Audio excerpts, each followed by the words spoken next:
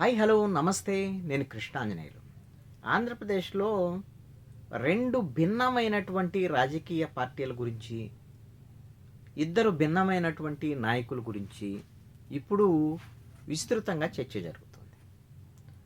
దాంట్లో ఒకరు Andhra Pradesh deputy CM జనసేనాని పవన్ కళ్యాణ్, మరొకరు ఆంధ్రప్రదేశ్ మాజీ ముఖ్యమంత్రి వైఎస్ఆర్ కాంగ్రెస్ పార్టీ అధినేత వైఎస్ జగన్మోహన్ రెడ్డి.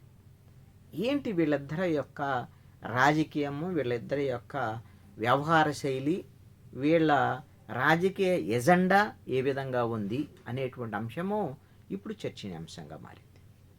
ఎందుకు అనంటే ఇటీవల కాలంలో వీళ్ళిద్దరూ మాట్లాడినటువంటి మాటలు, వాళ్ళ వ్యవహార శైలి, వీళ్ళ యొక్క మాటలకు అనుగుణంగా వాళ్ళ పార్టీ నేతలు వ్యవహరిస్తున్నటువంటి తీరు, దీన్ని బట్టి అంటే నాయకులు ఎలా ఉంటే కార్యకర్తలు కూడా అంతే ఉంటారు, వాళ్ళ నాయకులు వాళ్ళని ఫాలో అయ్యేటువంటి నాయకులు కూడా అంతే ఉంటారు. అందుకు నిదర్శనంగా ఆంధ్రప్రదేశ్లో ఉండే ఈ రెండు రాజకీయ పార్టీలకు సంబంధించినటువంటి అంశం మీద ఒక చర్చ జరుగుతుంది. ఏమిటి అని అంటే పదవీ బాధ్యత అనేటువంటి అంశం మీద జనసేన అధినేత పవన్ కళ్యాణ్ ఒక కార్యక్రమాన్ని నిర్వహించాడు మంగళగిరి జనసేన పార్టీ కార్యాలయం.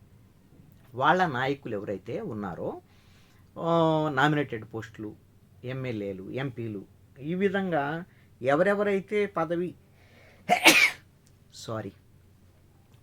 బాధ్యతల్లోకి వచ్చారో ఆ పదవీ బాధ్యతల్లోకి వచ్చినటువంటి వాళ్ళందరూ మీరు పదవి వచ్చిందని గర్వంగా వ్యవహరించడం కాదు, ఇది ఒక బాధ్యత. ప్రజలకు ఉపయోగపడేటువంటి విధంగా, ప్రజా సమస్యల పరిష్కారం దిశగా మీరు వ్యవహరించాలి.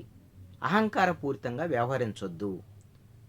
మీ ఇష్టం వచ్చినట్టు అహంకారపూరితంగా వ్యవహరించి అవినీతికి పాల్పడి, అక్రమాలకు పాల్పడి, కుంభకోణాలకు మీరు పాల్పడితే ప్రజలు మిమ్మల్ని తిరస్కరించేదానికి అవకాశం ఉంటుంది.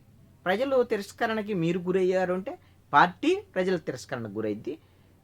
అలాంటి విషయాలని నేను ఎట్టి పరిస్థితిలో అంగీకరించబోను అనేటువంటి విషయాన్ని పవన్ కళ్యాణ్ ఒక స్పష్టత ఇచ్చారు. అంటే నాయకులు అధికారం వచ్చినప్పుడు బాధ్యతగా వ్యవహరించాలి, అణకువగా ఉండాలి అనేటువంటి విషయాన్ని పవన్ కళ్యాణ్ చెప్పుకుంటూ వచ్చారు. అయితే ఈ మాటల్ని, ఈ విధమైనటువంటి ఆయన యొక్క ప్రతిపాదనని, ఆయన సూచనల్ని వాళ్ళ నాయకులు ఎంత మేరకు ఆచరిస్తారు, ఏమిటి అనేటువంటిది మనం భవిష్యత్తులో చూద్దాం.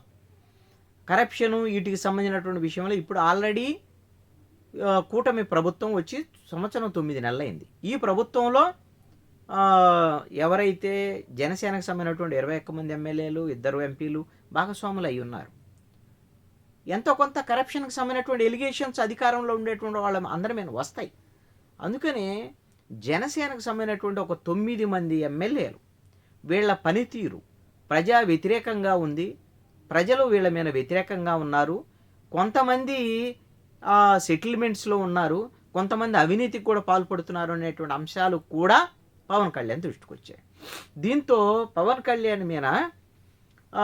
కళ్యాణ్ ఈ విధమైనటువంటి ఆయన దగ్గరకు వచ్చినటువంటి సమాచారం మీద పవన్ కళ్యాణ్ ఆ 9 మంది ఎమ్మెల్యేలను పిలిచి ప్రత్యేకంగా ముందు మీరు మీ పనితీరు మార్చుకోండి, మీ మీద ఇదిగో ఇవి ఆరోపణలు వచ్చాయి, దీంట్లో అవాస్తవాలు ఏంటి, మీ వెర్షన్ మీరు చెప్పండి అనేటువంటి దాని మీద మీరు ప్రజా ఆమోదం ఉండేటువంటి విధంగా మీ పాలన ఉండకపోతే, ఖచ్చితంగా మీ యొక్క వ్యవహార శైలి ఉండకపోతే ఖచ్చితంగా నేను సీరియస్ యాక్షన్ తీసుకుంటాను అని ఆయన బయట చెప్పి ఏదో సీరియస్ అయ్యారు అది ఇదని పేపర్లో రాయించడం కాదు, వాళ్ళతో మాట్లాడి వాళ్ళ దగ్గరే వాళ్ళ ముందు పెట్టేసి వాళ్ళ మీద వచ్చినటువంటి ఆరోపణలు ఏంటి, మీరు వీటిని సరి చేసుకోండి. అదే ఆయన సభలో కూడా చెప్పాడు, మీరు ఎక్కడా కూడా ప్రైవేట్ సెటిల్మెంట్ చేయొద్దు, ఒకవేళ అనివార్యమైన పరిస్థితిలో మీ దగ్గరకు వచ్చి మీరే చేయాల్సినటువంటి పరిస్థితి వస్తే ఇద్దరికి న్యాయం జరిగేటువంటి విధంగా, అప్రజాస్వామికంగా ఉండకుండా ఉండండి అనేటువంటి విధంగా కూడా చెప్పాడు. అలాగని అధికారంలో ఉండేటువంటి వాళ్ళు సెటిల్మెంట్లు చేయమని చెప్పాడు పవన్ కళ్యాణ్, అది అని విమర్శ చేస్తే చేయొచ్చు, ఆయన ఏం సెటిల్మెంట్ చేయమని చెప్పలే, చేయొద్దనే చెప్పాడు. ఇన్ కేస్ ఎప్పుడన్నా జరిగితే అది కూడా అన్యాయమైన వ్యవహారాల్లో ఉండొద్దు, అలా ఉంటే ఇప్పుడేం కనపడదు, అది మీకు ఎన్నికల సమయంలో అది కనపడిద్ది, ఒకవేళ నెగిటివ్ ఉంటే ఆటోమేటిక్గా మీ మీద ఆ నెగిటివ్ అనేటువంటిది వచ్చేస్తుంది అనేటువంటి విషయాన్ని చెప్పాడు. ఈ విధంగా పవన్ కళ్యాణ్ ఒక ప్రయత్నం తమ ఈ విధంగా ఒక జాగ్రత్తగా ఉండాలి అనేటువంటి ఒక ప్రయత్నాన్ని చెప్తూ ఉన్నారు. ఈ క్రమంలో రెండవ కీలకమైనటువంటి అంశాన్ని వాళ్ళ కార్యకర్తలకు కూడా చెప్పాడు ఒకటి. ఒక ఎక్స్‌ప్లనేషన్. అదేంటి అనంటే, మనము వచ్చి 10 ఏళ్లయింది. మనం ఇంకా అసలకి పవన్ కళ్యాణ్ ముఖ్యమంత్రి అయిపోవాలి. మనము అసలు ఇంక వెంటనే అధికారంలోకి రావాలి జనసేన అది కూడా అనుకుంటారు. మీకు కూడా పదవులు కావాలని కోరుకుంటారు. కానీ మనం 10 ఏళ్లైనా సరే, మనం ఇంకా కొన్నాళ్ళు మిగతా పార్టీలతో కలిసి ఈ కూటమిలో ముందుకెళ్ళాలి. ఎందుకు వెళ్ళాలి అనంటే, ఈ కూటమి ఒక ప్రజాస్వామిక వాతావరణం ఆంధ్రప్రదేశ్‌లో ఉండాలి అనేటువంటి దాని మీద ఏర్పడినటువంటిది. ఈ నేపథ్యంలో ఆ అప్రజాస్వామికమైనటువంటి చర్యలు వైఎస్ఆర్ కాంగ్రెస్ పార్టీకి వ్యతిరేకంగా మనం కూటమి కట్టాం. ఈ కూటమి పరిపాలన అనేటువంటిది ఒక 5 ఏళ్ళో 10 ఏళ్ళో 15 ఏళ్ళలో ఒక ప్రజాస్వామిక వాతావరణం వచ్చేంత వరకు కలిసి ఉండాలి.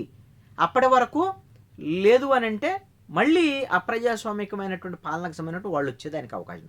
అందుకని మనం కలిసి ఉంటున్నాం తప్ప ఏదో ఒక తెలుగుదేశం పార్టీని బ్లంట్గా సపోర్ట్ చేస్తున్నారు, గుడ్డిగా సపోర్ట్ చేస్తున్నారు. చంద్రబాబు నాయుడికే 15 ఏళ్ళు సపోర్ట్ ఇస్తా ఉంటున్నాడు.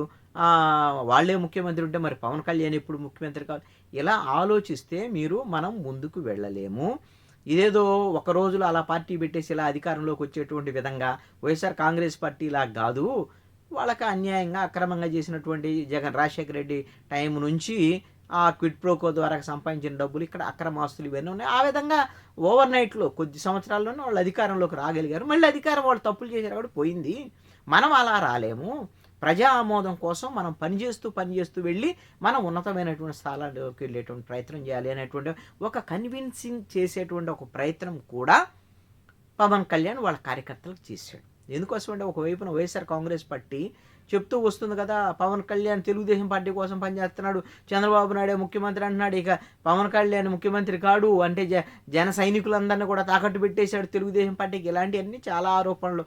అసలు ఎన్నికలకు ముందైతే సీట్లు ఏం తీసుకోవట్లేదు, తగ్గించుకుంటున్నాడు, అది ఇదని కూడా ఆరోపణలు చేసి ఇవన్నీ చేశాడు. దాన్నిటికి కూడా క్లారిఫికేషన్ ఇచ్చాడు పవన్ కళ్యాణ్. ఎందుకు సీట్లు తగ్గించుకోవాల్సి వచ్చింది, ఏమిటి, ఖచ్చితంగా కూటమి గెలవాలి అనేటువంటి దాని మీద తన పార్టీని తగ్గించుకొని మరి ఆ కూటమి గెలిచేటువంటి విధంగా ప్రయత్నం చేశాం. భవిష్యత్తు ఆంధ్రప్రదేశ్ అభివృద్ధి రీత్యా మనం కలిసి ఉంటున్నాం అనేటువంటి విషయాన్ని కూడా ఒక క్లారిటీగా, ఒక దిశ అక్రమాలు అన్యాయాలు లేనటువంటి పాలన వైపు మనం ఉండాలి, మనకు ముందు ఆ చెడ్డ పేరు రాకూడదు అనే దాని మీద పవన్ కళ్యాణ్ చెప్పుకోవడం వచ్చాడు. అలాగనే పవన్ కళ్యాణ్ మొన్న సభల్లో, పేరవల్లి సభల్లో మాట్లాడినటువంటి మాటలు, మీ కాళ్ళు ఎరగదీస్తాను, కాళ్ళు విరిచేస్తాను, అది ఇదని ఆ విధంగా కొంత పరిధి దాటి మాట్లాడినటువంటి మాటలు ఖచ్చితంగా అది వ్యతిరేకించేటువంటి అంశమే. ఒకవేళ వైసీపీ పార్టీకి సంబంధించినటువంటి వాళ్ళు, జగన్మోహన్ రెడ్డి కానీ మిగతా వాళ్ళు కానీ అలా ఎవరన్నా తప్పు చేస్తూ ఉంటే చట్టబద్ధంగా వాళ్ళు మేము చర్యలు తీసుకోవాలి తప్ప ఆ విధంగా నాయకుడే మాట్లాడితే జనసేన కార్యకర్తలకు సంబంధించినటువంటి వాళ్ళు కూడా పరిధి దాటి మాట్లాడటం అనేటువంటిది జరిగితే అది ఊరికే రాజకీయ రచ్చ ఇది తప్ప ప్రయోజనం ఉండదు అనేటువంటిది మాత్రం ఒకటి గుర్తుపెట్టుకోవాలి. అది ఎన్నాళ్ళు ఓపిక నశించి మాట్లాడతానంటే మీకు ఆల్రెడీ పవర్ ఉంది, ఓపిక నశించాల్సినటువంటి అవసరం లేదు. ఈ విధంగా ఒక సరైన దిశలో పవన్ కళ్యాణ్ ముందుకెళ్తున్నాడు అనేది మాత్రం వాస్తవం. ఈ విషయం సభలోనే మాత్రమే కాదు, మొన్న కలెక్టరల్ కాన్ఫరెన్స్లో కూడా ఏదైతే భూ ఆక్రమణలకు పాల్పడేవాళ్ళు, భూదందాలకు పాల్పడేవాళ్ళు, ల్యాండ్ గ్రాబింగ్ సంబంధించినటువంటి అంశాలు విశాఖపట్నం చుట్టూ కొన్ని జిల్లాల్లో ఇలా జరుగుతుంది, దీని మీద చర్యలు తీసుకోవాలని ముఖ్యమంత్రికే నేరుగా కలెక్టరల్ కాన్ఫరెన్స్లో చెప్పాడు. ముఖ్యమంత్రి కూడా దాని మీద రెస్పాండ్ అయ్యాడు సీరియస్గా. అలాంటి లేకుండా చూడండి అని అధికారులు కూడా ఆదేశించినటువంటి పరిస్థితి. అందుకని పవన్ కళ్యాణ్ ఎంతో కొంత ఒక ప్రయత్నం అయితే చేస్తున్నాడు. అలాగని అసలు పవన్ కళ్యాణ్ తప్పులే చేయట్లేదు, ఒకవేళ కరప్షన్ అనేది జనసేన వాళ్ళ దగ్గర లేదు అని చెప్పేటువంటి ప్రయత్నం నేనైతే చేయను. జరుగుతూ ఉండొచ్చు. అందుకనే పవన్ కళ్యాణ్ దృష్టికి వచ్చింది కాబట్టి అది పెరగకుండా వైఎస్ఆర్ కాంగ్రెస్ పార్టీ తరఫున మేము తప్పులు చేసేది లేదు అని చెప్పి కప్పిపుచ్చుకొని మళ్ళీ ఎన్నికలు వచ్చాక ఘోరంగా ఓడిపోయినటువంటి పరిస్థితి ఉంది. కాబట్టి జనసేన ఆ విధమైనటువంటి జాగ్రత్తలు పడుతున్నట్టుగా కనపడుతుంది. ఇక వైఎస్ఆర్ కాంగ్రెస్ పార్టీ అధినేత వ్యవహార శైలింది, వాళ్ళ కార్యకర్తలను ఏ విధంగా ముందుకు తీసుకెళ్లేటువంటి ప్రయత్నం చేస్తున్నా, అతని డైరెక్షన్ ఏంటి అనేటువంటిది దీని తర్వాత ఇంకొక వీడియోలో నేను చేస్తాను. ఎందుకంటే ఇది లెంతీ అవుతుంది కాబట్టి ఈ అంశం జనసేనకు సంబంధించినటువంటి అంశం ఎలా ఉంది, వైసీపీ అంశం ఎలా ఉంది, జగన్మోహన్ రెడ్డి అక్రమ అరాచకాలకు సంబంధించినటువంటి దిశానిర్దేశం వాళ్ళ కార్యకర్తలకు ఎలా ఇస్తున్నారు అనేది ఇంకొక వీడియోలో చూడండి.